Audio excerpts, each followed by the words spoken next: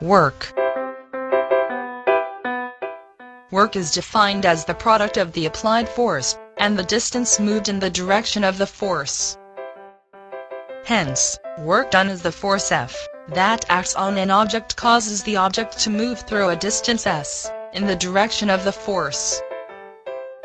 The SI unit of work is joule and is the work done, when a force of 1 Newton moves through a distance of 1 meter.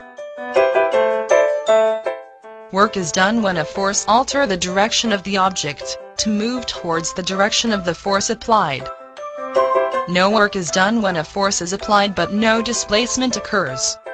For example, a boy pushes as hard as he can against a stationary wall.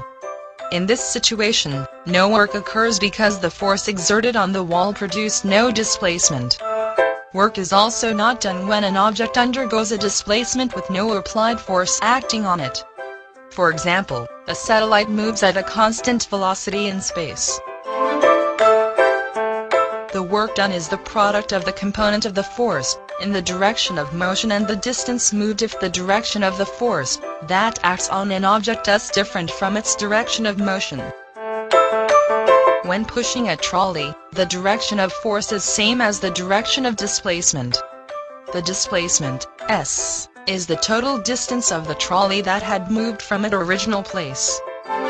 When pulling a bag, the direction of force is not same as the direction of displacement. Thus, the total force used when pulling a bag must be identified first using F, cos theta in order to find work done. When a person lifting a load, the direction of force is perpendicular to the direction of displacement. In this case, the force is the weight of the load and the s refers to the vertical distance of the load had been lifted.